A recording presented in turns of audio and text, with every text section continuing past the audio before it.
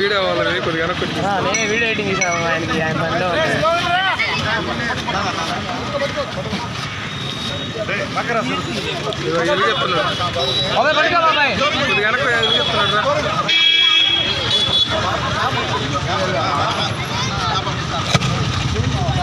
పేపర్లు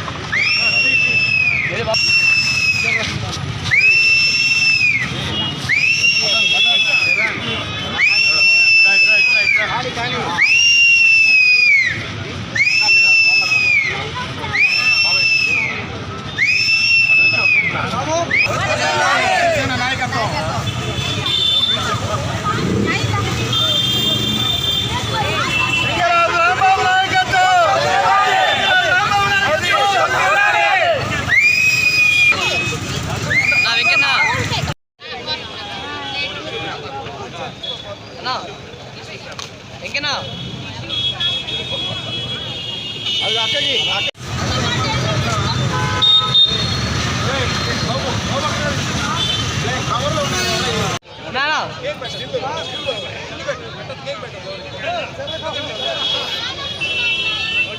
అందరికీ ఓకేనా?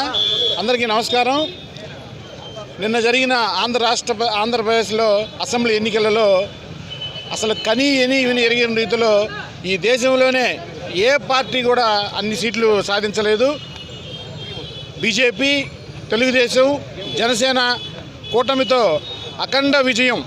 అసలు ఏ రాష్ట్రంలో కూడా ఇప్పటికీ 175 సీట్లు పోటీ చేస్తే దాదాపుగా 167 సీట్లు విజయం సాధించిన సంగతి మనందరికీ తెలుసు.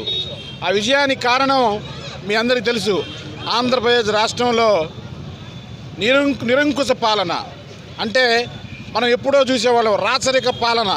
అలాంటి పాలనకి విసుగెత్తిన ప్రజలు గంజాయి, భూ కబ్జాలు, మహిళల మీద హెరాస్మెంట్స్ ఇవన్నీ కూడా చూసి విసుగు చెందిన జనం ఈరోజు అత్యధిక భారీ ఓటమితో వేరే ఏ రాజకీయ నాయకుడైనా కూడా సూసైడ్ చేసుకునేవాళ్ళు. నాకు తెలిసి ఇలాంటి ఓటమిని ఎవరు చవి చూసినా కూడా చనిపోయి ఉండేవాళ్ళు ఓటమిని ఒప్పుకొని.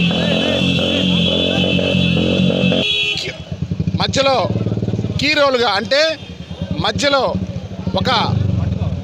అది ఎలాంటి నాయకత్వం అంటే మరలా మన యొక్క సర్వీస్లో, అంటే మనం చూస్తామో లేదో, పవన్ కళ్యాణ్ గారి లాంటి నాయకుడిని అసలు ఈ రాష్ట్రంలో అలాంటి పట్టుదల, అలాంటి పౌరుషం, అలాంటి పట్టుదల గల నాయకుడిని భవిష్యత్తులో మనం చూడలేము. అట్లాగే ఒంగోలు నియోజకవర్గంలో అభివృద్ధికే పట్టం కట్టిన ప్రజలు, అంటే మీ అందరికీ మరలా చెప్తున్నా, గంజాయిని, భూ కబ్జాలని, హెరాస్మెంట్స్ని తట్టుకోలేక అభివృద్ధి సారకుడిగా నిలబడ్డ మన దామచల జనార్దన్ మీ అందరికీ తెలుసు. 2014లో అభివృద్ధి అంటే ఎలా ఉండాలి, ప్రజలకి ఏమి కావాలని చేసి చూపించిన వ్యక్తి మన దామచల జనార్దన్ గారు.